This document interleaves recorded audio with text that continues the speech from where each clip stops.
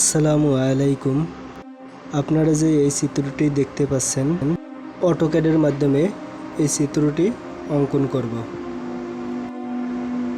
এখন একটা সার্কেল নিব,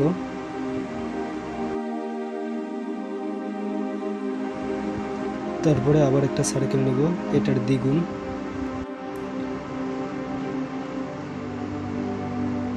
সার্কেলটা নেওয়ার পরে এখন একটা লাইন নিব নিচের দিকে 100 মিলিমিটার।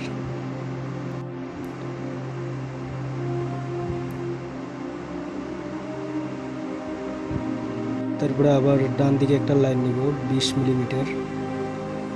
20 মিলিমিটার নেওয়ার পরে তারপরে আবার নিব 74 মিলিমিটার ডান দিকে। তারপরে আবার নিচের দিকে নিব 2 মিলিমিটার। তারপরে উপরের দিকে নিব 68 মিলিমিটার। তারপরে ডান দিকে একটা রেফারেন্স লাইন হিসেবে টেনে নিলাম। তারপরে সার্কেলের সেন্টার পয়েন্ট থেকে একটা লাইন নিব 103.5 মিলিমিটার। তারপরে ওই রেফারেন্স লাইনটার সাথে আমি মিলিয়ে দিলাম। ট্রিম করে বাড়তি অংশটুকু কেটে নিলাম। তারপরে এখান থেকে 20 মিলিমিটার উপরে একটা লাইন নিলাম। তারপরে বাকি দাগগুলো সিলেক্ট করে, এগুলো আমার দরকার নেই তাই জন্য ডিলিট দিয়ে দিলাম।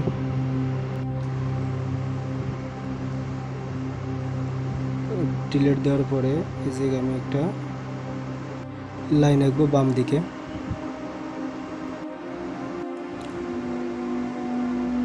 তারপরে আবার সার্কেল আঁকবো। তারপরে আবার আরেকটি সার্কেল আঁকবো।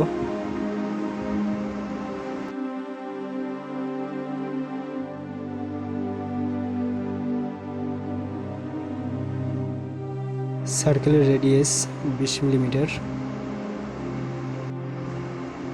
এখন নিচে আবার দুইটা সার্কেল আঁকবো, একটা 6 রেডিয়াস আর একটা 12 রেডিয়াস।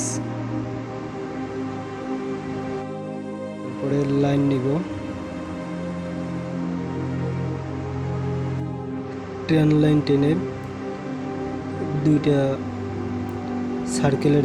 সার্কেলের মাঝে সংযোগ স্থাপন করে দিলাম।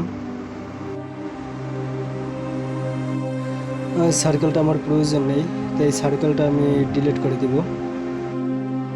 তারপরে এই লাইনটার আমার প্রয়োজন নেই তাই আমি লাইনটা ডিলিট করে দিলাম। তারপরে আমি অফসেট করব,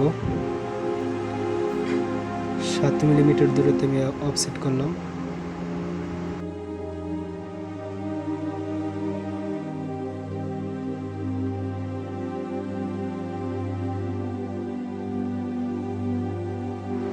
এই জায়গায় লাইন দুইটা ভাঙ্গা আছে, এটারে সলিড করতে হবে। এই জন্য সলিড না করে আমি দুইটা কেটে দিয়ে নতুন একটা লাইন নিব।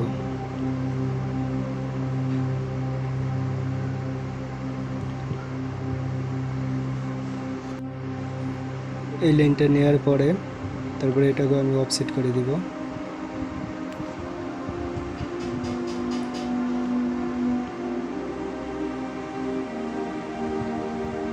অফসেট করে দিলাম। অফসেট করার পরে আমি ফিলেট করব, সবগুলোকে ফিলেট করব।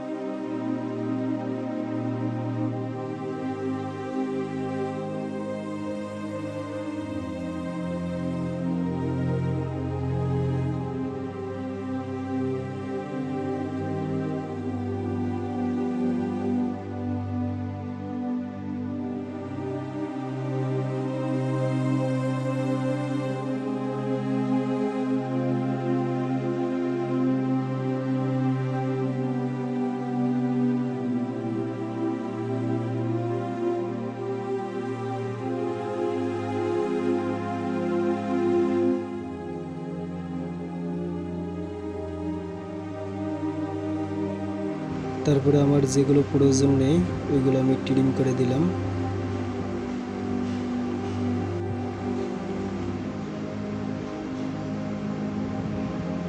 পিন করার পরে এখন আমি ডাইমেনশন লাইনগুলো দিব।